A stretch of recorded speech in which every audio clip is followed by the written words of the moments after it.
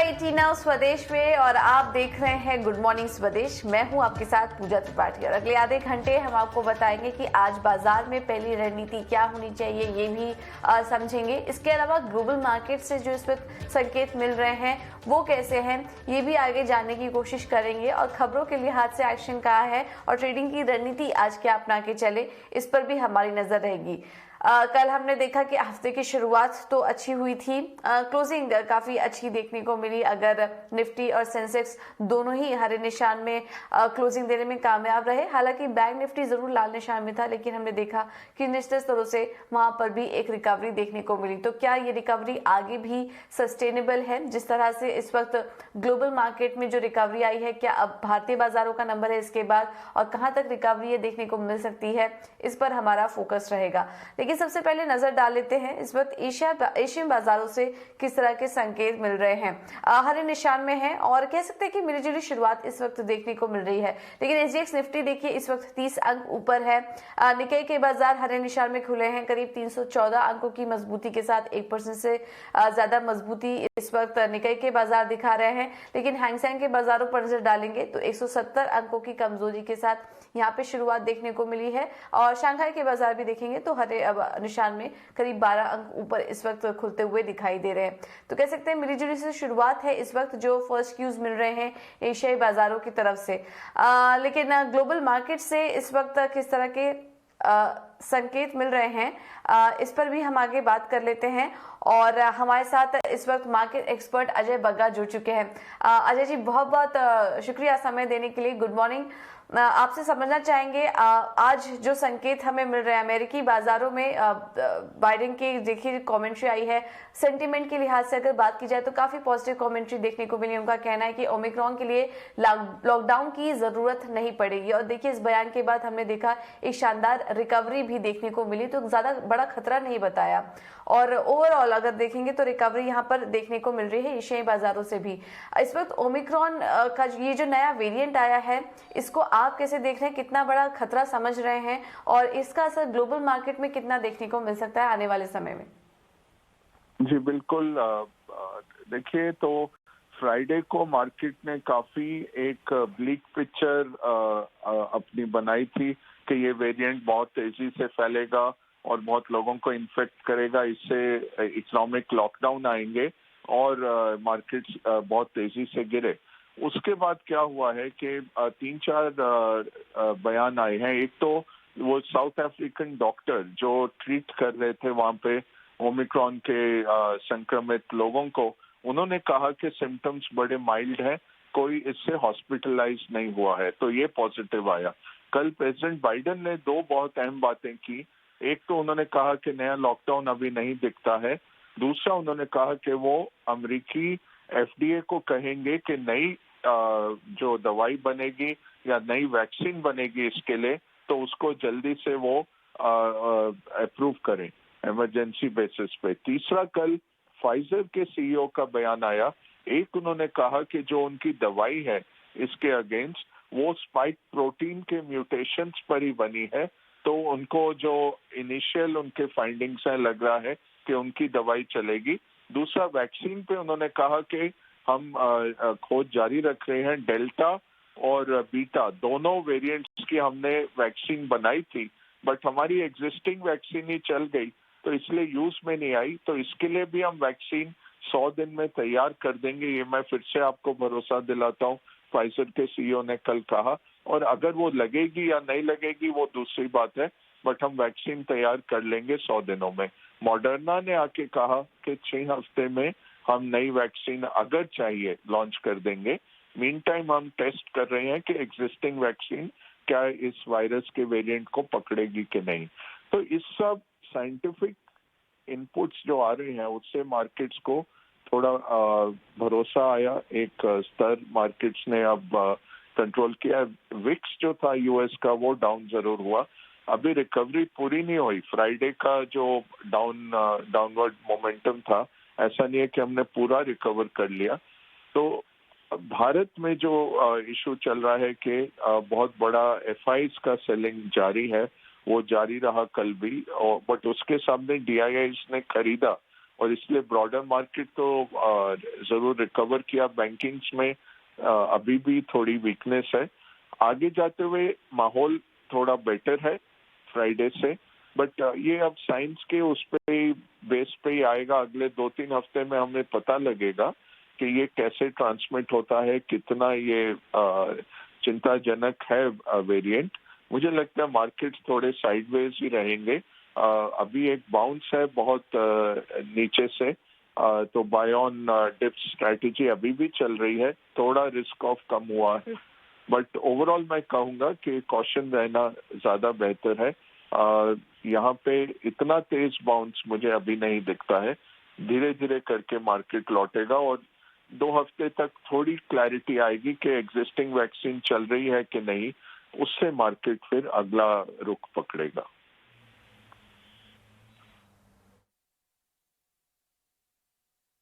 Okay sir, बहुत बहुत शुक्रिया आपका समय देने के लिए अपना, और डिटेल्स में हमें ग्लोबल मार्केट के जो फैक्टर्स हैं उन्हें समझाने के लिए।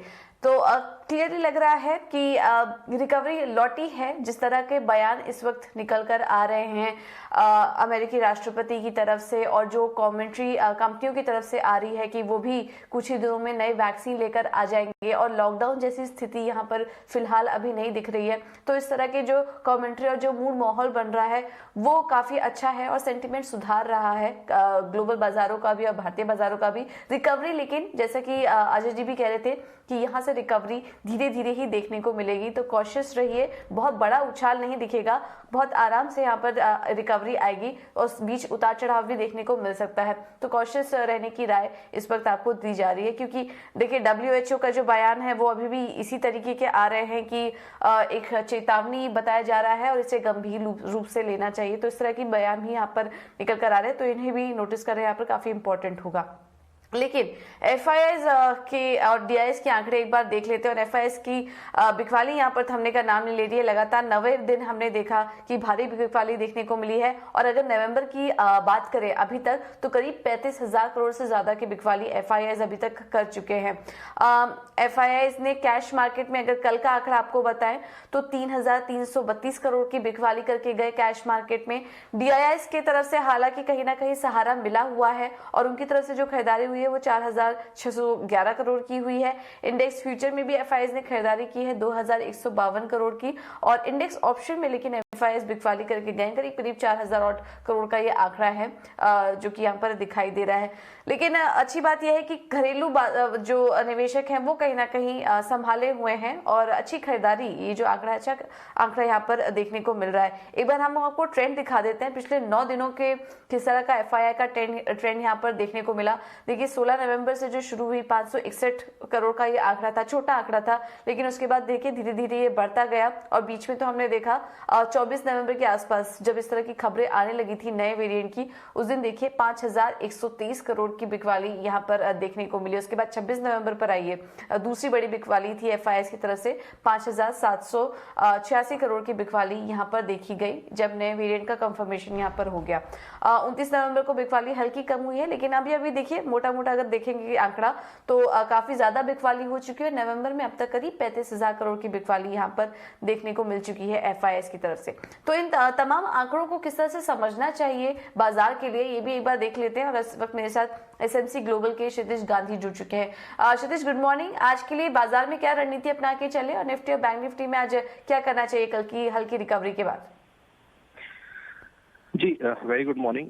बिल्कुल सही आपने यहाँ पे दर्शाया कि पिछले 7 दिनों से लगातार FIIs द्वारा सेलिंग की जा रही है मार्केट में, और पिछले हफ्ते की जोरदार गिरावट के बाद कल कहीं ना कहीं हम लोगों ने पुल बैक रैली जरूर देखी है भारतीय बाजारों में आती हुई।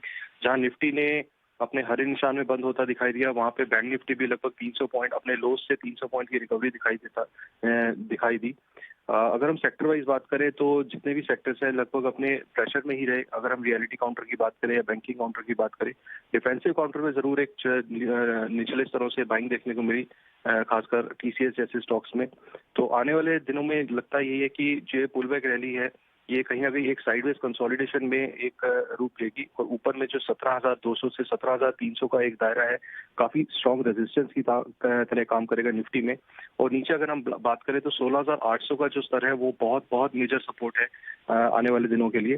उसी तरह अगर हम लोग बैंक निफ्टी की बात करें तो बैंक निफ्टी भी अपने 200 दिन के मूविंग एवरेज को टेस्ट करने के बाद एक अच्छा लोअर लेवल से रिकवरी देखने को मिली है बैंकिंग इंडेक्स में भी। तो बैंकिंग इंडेक्स की अगर बात करें तो 35,600 और 35,300 ये जो लेवल्स हैं काफी स्ट्रॉन्ग सपोर्ट की तरह काम करेंगे मार्केट में। और ऊपर की लेवल्स की बात करें तो 36,200, 36,200 और 36,600। तो ओवरऑल व्यू हमारा यही रहेगा कि कंसोलिडेशन फेज हम लोग 1 से 2 दिन में देख सकते हैं और स्टॉक स्पेसिफिक एक्शन देखने को मिलेगा।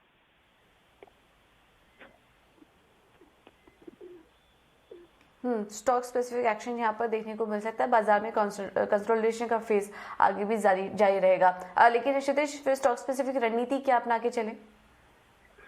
जी बिल्कुल, जैसे मैंने आपको बताया कि कल के सेशन में कहीं ना कहीं हम लोगों ने डिफेंसिव काउंटर्स में बाइंग आती देखी है। अगर हम बात करें तो आज के सेशन में भी टीसीएस एक ऐसा स्टॉक है जो एक पुल बैक रैली अपनी कंटिन्यू कर सकता है आज के सेशन में भी। अगर हम टेक्निकल चार्ट की बात करें तो स्टॉक ने कहीं ना कहीं एक कंसोलिडेशन फेज जो कि पिछले 4 से 5 दिनों में 3400 से 3500 के जोन में एक दायरे में सीमित दायरे में ट्रेड करता दिखाई दिया था, वहां से एक पुल बैक रैली देखने को मिली है और चार्ट्स के ऊपर भी अपने 100 दिन की मूविंग एवरेज के ऊपर निकलता दिखाई दिया स्टॉक। तो आज के और आने वाले सत्रों में भी मुझे लगता है टीसीएस में एक पुल बैक रैली जारी रहेगी। तो हम लोग यहाँ पे बाय करने की सलाह देंगे टीसीएस के अंदर। स्टॉप लॉस यहाँ पे रखना चाहिए 3445, 3445 के नीचे स्टॉप लॉस मेंटेन करके। ऊपर टारगेट जो बनता है स्टॉक का बनता है 3595 तक का। दूसरा स्टॉक भी मेरा देखिए डिफेंसिव काउंटर में से ही रहेगा। एक पुल बैक रैली अगेन देखने को मिल सकती है एचसीएल टेक के अंदर। कल स्टॉक ने लगभग 1133 के लगभग एक क्लोजिंग दी है और अगर हम लोग चार्ट्स के ऊपर देखें तो एक पिछले एक हफ्ते के हाईज के ऊपर स्टॉक बंद होता दिखाई दिया है। तो यहाँ पे मुझे लगता है कि एचसीएल टेक के अंदर भी एक अपनी जो पुल बैक रैली है कंटिन्यू होती दिखाई देगी।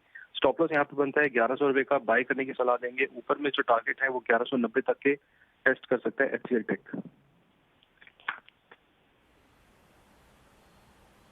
ओके क्षितिज, बहुत बहुत शुक्रिया हमारे साथ जुड़ने के लिए और ये रणनीति सुझाने के लिए। तो दोनों ही आईटी काउंटर्स हैं जहां पर कि आपको नजर रखनी है, टीसीएस और एचसीएल टेक। यहाँ पर आज तेजी का मोमेंटम आज भी जारी रह सकता है। लेकिन चलिए अब एक और खबर का रुख कर लेते हैं। रिलायंस कैपिटल को लेकर एक बड़ी खबर आ रही है जिसके चलते आज जो एडीजी पैक है वो फोकस में रह सकता है।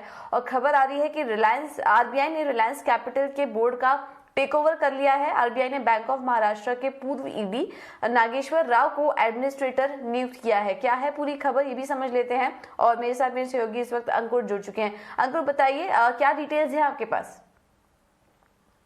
जी हाँ, रिजर्व बैंक ऑफ इंडिया ने रिलायंस कैपिटल के बोर्ड को सुपरसीड किया है और ये सुपरसीड इसलिए किया गया है बोर्ड को क्योंकि रिजर्व बैंक ने बोला है कि वो कई दिनों से अपने पेमेंट ऑब्लिगेशंस को पूरा नहीं कर पा रहे थे।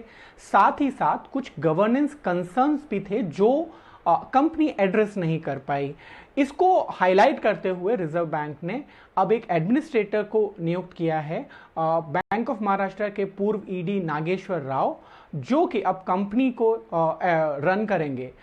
इसके अलावा ये कंपनी बहुत ही जल्द आरबीआई के द्वारा एनसीएलटी में रेफर की जाएगी और वहां पर इंसॉल्वेंसी और बैंक्रप्सी कोड के तहत कार्रवाई होगी।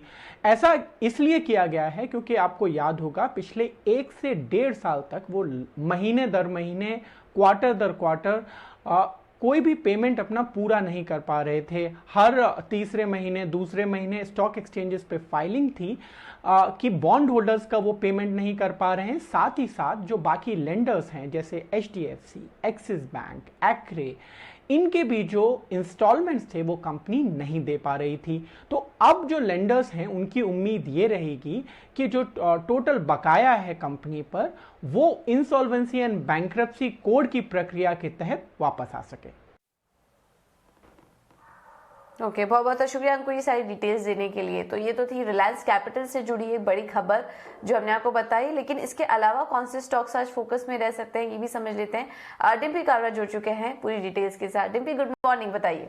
गुड मॉर्निंग पूजा। दो पहले इश्यूज़ के साथ शुरू करूंगा। एक जो आज से खुल रहा है वो है स्टार हेल्थ आईपीओ का इशू। 30 नवंबर यानी कि आज से खुल रहा है, 2 तारीख तक खुलेगा। 870 से 900 रुपये इसका प्राइस बैंड है और 16 रुपये पर शेयर इसका एक लॉट साइज का रहेगा। और इशू का जो साइज़ है वो करीब 7,250 करोड़ रुपए के आसपास है। ओएफएस में जो हिस्सा होगा वो 5,000 है। इसके अलावा जो फ्रेश इशू होगा वो सिर्फ 2,000 करोड़ का ही होगा। और अगर आप पैसा लगाना चाहते हो तो कम से कम आप 14,500 रुपये इसके अंदर लगा सकते हैं। दूसरा का आज एक लिस्टिंग है। आज गो फैशन आईपीओ की लिस्टिंग होगी। इसकी जो सब्सक्रिप्शन थी वो 135 गुना थी और क्यूआईबी हिस्सा, एनआई हिस्सा सभी के सभी ट्रिपल डिजिट में सब्सक्राइब हुए थे। रिटेल का हिस्सा करीब 50 गुना तक सब्सक्राइब हुआ था। तीसरी अहम खबर आपको बताता हूँ है रेल विकास निगम की। आज से एक्स डिविडेंड हो जाएगा। इसका डिविडेंड जो फाइनल डिविडेंड था वो 44 पैसे का था।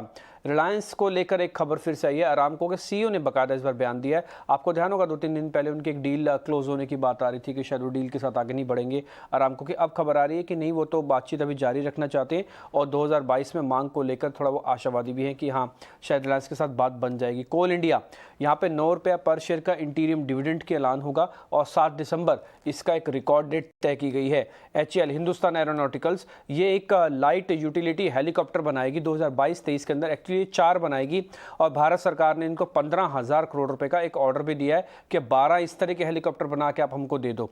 रिलायंस कैपिटल पे जैसे अभी अंकुर आपको खबर भी बता रहे थे कि बोर्ड को भंग कर दिया गया है और उन पे जो कैपिटल है वो जो कर्ज है वो 21,000 करोड़ का। अब नया बोर्ड डिसाइड करेगा कामकाज कैसे होना है। आईसीआईसीआई बैंक की रेटिंग को BBB+ कर दिया गया। आउटलुक नेगेटिव है, ये फिच के द्वारा किया गया। एक्सिस बैंक में भी यही हुआ, BB+ कर दी गई इसकी रेटिंग, आउटलुक इसका नेगेटिव किया गया है। यूनियन बैंक पे जुर्माना लगा 1 करोड़ रुपए के आसपास का, खास बड़ी अहम खबर नहीं है ये। रत्नमणि मेटल्स पे ऑयल एंड गैस सेक्टर से कुल 297 करोड़ का घरेलू उनको ऑर्डर्स मिले हैं और जो कि 2022-2023 के बीच में इनको पूरे करने होंगे। ये कुछ एक अहम खबरें हैं जो हमने आपके सामने रखी हैं।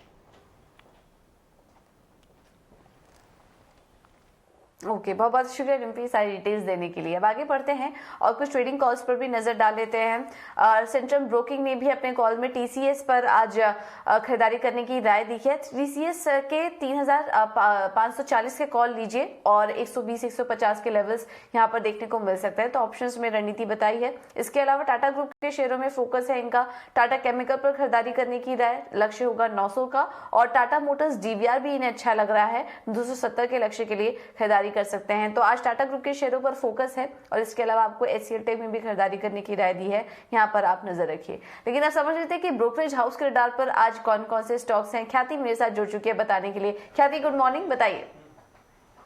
सबसे पहले तो देखते हैं क्रेडिट स्विस ने भारतीय एयरटेल पे आउट परफॉर्म की राय बरकरार रखी है। लक्ष्य रखा है 900 रुपये का। कंपनी बहुत ही अच्छे पद पर है और इससे सेक्टर में काफ़ी जो सुधार आ रहा है उससे कंपनी को फ़ायदा मिलेगा। 20 to 25% जो टैरिफ में बढ़त है उससे कंपनी सस्टेनेबल बनी और ज़्यादा। और CS ने एयरटेल पे, क्रेडिट स्विस ने एयरटेल पे अपनी प्रेफरेंस बनाई रखी है। फिर देखते हैं गोल्डमैन सैक्स ने SBI पे खरीदारी की राय बरकरार रखी है। लक्ष्य रखा है 739 रुपीज़ का। इसका मैक्रो आउटलुक बहुत अच्छा है और ROA, रिटर्न ऑन एसेट्स में भी बहुत इम्प्रूवमेंट आ रहा है। बैंक के FY 23-24 के एस्टिमेट्स को देखें तो ROA में 1.1 से 1.2% दे सकता है और इसका योनो जो ऐप है, फिनटेक ऐप, उससे भी बहुत ही अच्छी ग्रोथ दिख रही है। आखिरी में देखते हैं जेफरीज ने दिव्यानी इंटरनेशनल पे खरीदारी की राय से कवरेज शुरू किया है। लक्ष्य रखा है 240 रुपये का। कंपनी टॉप QSR प्लेयर्स में एक है और इसके पोर्टफोलियो में KFC, पिज़्ज़ा हट जैसी कंपनीज है। इसका स्टोर भी बहुत ही तेज़ी से बढ़ रहा है और इसका इकोनॉमिक्स भी बहुत बेहतर हो रहा है। इसका अगर एबिटा देखें तो FY 20-24 के अनुमान से अपन 37% CAGR की बढ़त आ सकती है।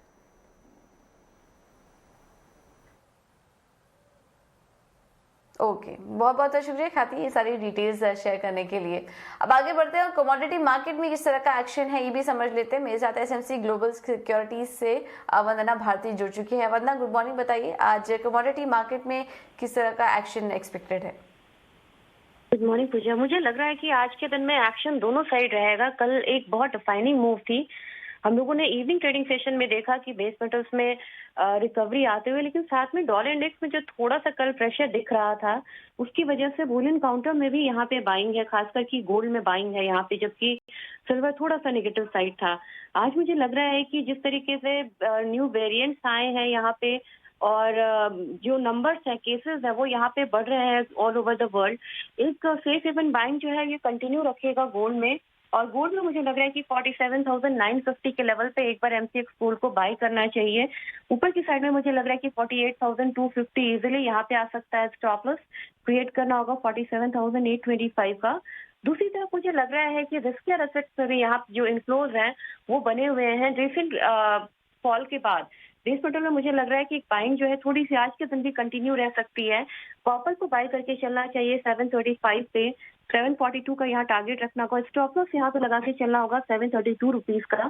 सिमिलरली मुझे लग रहा है कि और बेस मेटल्स में भी यहाँ पे जो बाइंग है कंटिन्यू रह सकती है। और क्रूड में जिस तरीके से ओपेक कह रहा है कि एक एक्सपेक्टेशन है कि प्रोडक्शन को वो यहाँ पे बहुत ज्यादा बढ़ाएंगे नहीं और उसकी वजह से एक सपोर्ट मिला है, तो मेरे ख्याल से क्रूड में भी 54-50 तक के लेवल्स देखने को मिल सकते हैं। और क्रूड अगर बढ़ेगा तो एल्यूमिनियम जो है वो अपने आप स्ट्रेंथ लेगा, तो एल्यूमिनियम में भी 1 रुपए तक की जो बढ़त है वो देखने को मिलेगी। तो ओवरऑल मुझे लग रहा है कि बाइंग की मार्केट होनी चाहिए कमोडिटी में। तो बाइंग की मार्केट होनी चाहिए कमोडिटी में। ये रहा वंदना की तरफ से। बहुत बहुत शुक्रिया वंदना आपका हमारे साथ जुड़ने के लिए और समय देने के लिए। लेकिन चलिए अब आगे बढ़ते हैं और आज एक और इम्पोर्टेंट ट्रिगर है। आज जीडीपी के आंकड़े आने वाले हैं। दूसरी तिमाही के जीडीपी ग्रोथ के आंकड़े आएंगे और क्या अनुमान है ये भी समझ लेते हैं। हर्ष मेरे साथ जुड़ चुके हैं बताने के लिए। हर्ष बताइए जीडीपी ग्रोथ कैसे रह सकती है इस बार, किस तरह के आंकड़े देखने को मिल सकते हैं? ये महीने के अंत में इंडिया के Q2 FY22 के जीडीपी ग्रोथ नंबर्स रिलीज होंगे। आरबीआई के मुताबिक Q2 में इंडिया का ग्रोथ 7.9% से होगा।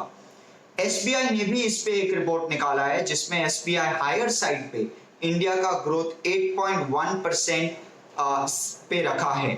बाकी इकोनॉमिस्ट ने भी यह नंबर को 7.5 और 8.5% के बीच में रखा है। तो हमारी भी उम्मीद यही है कि Q2 के ग्रोथ नंबर्स करीबन 8% से होना चाहिए। Q2 FY21 में इंडिया का ग्रोथ नेगेटिव 7.4% था। तो इस 8% के ग्रोथ के साथ इंडिया की जीडीपी फिर से FY20 के लेवल पे पहुंच जानी चाहिए। इसके अलावा काफी सारे हाई फ्रीक्वेंसी इंडिकेटर्स भी अच्छा संदेश दे रहे हैं। जीएसटी कलेक्शंस 3 महीने में 1 लाख करोड़ से ज्यादा रहे हैं, जुलाई, अगस्त और सितंबर तीनों महीने में। इससे कनेक्टेड ग्रॉस टैक्स कलेक्शंस में भी अच्छी उछाल आई है। परचेसिंग मैनेजर इंडेक्स जो कि दोनों मैन्युफैक्चरिंग और सर्विसेज का ट्रेंड दिखाता है, इकोनॉमिक ट्रेंड दिखाता है, दोनों ऊपर है और पावर कंजम्पशन भी बढ़ गया है। और इसके अलावा भी सारे इंडिकेटर संकेत दे रहे हैं कि इकोनॉमी का रिकवरी सेकेंड वेव के बाद अच्छा खासा हुआ है। अब इंतजार एक्चुअल नंबर्स की। ओके, बहुत बहुत शुक्रिया हर्ष हमारे साथ जुड़ने के लिए। तो ये तमाम ब्रोकरेज हाउस की रिपोर्ट्स हमने आपको बताई, एक ग्रोथ अनुमान जारी किया। इस आंकड़े पर हमारी नजर बनी रहेगी। लेकिन चलिए और अब एक और बड़ी खबर का रुख कर लेते हैं। ग्लोबल टेक कंपनियों में भारतीय मूल के सीईओ लगातार इस पद पर आ रहे हैं और अब इसमें एक और नाम शामिल हो चुका है। दुनिया की सबसे बड़ी माइक्रो ब्लॉगिंग साइट ट्विटर की कमान अब भारत के पराग अग्रवाल के हाथ में होगी। ट्विटर के सीईओ जैक डॉर्सी ने इस्तीफा दे दिया है और अब उनकी जगह कंपनी के सीटीओ यानी कि चीफ टेक्नोलॉजी ऑफिसर पराग अग्रवाल अब सीईओ बने हैं। पराग आईआईटी बॉम्बे से ग्रेजुएट हैं। इसके अलावा उन्होंने स्टैनफोर्ड यूनिवर्सिटी से कंप्यूटर साइंस में डॉक्टरेट किया है। पराग अग्रवाल 2011 से ही ट्विटर में काम कर रहे हैं और 2017 से कंपनी में सीटीओ का काम संभाल रहे थे। ट्विटर से पहले पराग माइक्रोसॉफ्ट, AT&T और याहू जैसी दिग्गज कंपनियों में भी काम कर चुके हैं। चलिए फिलहाल गुड मॉर्निंग स्वदेश में मेरे साथ इतना ही। अगला शो होगा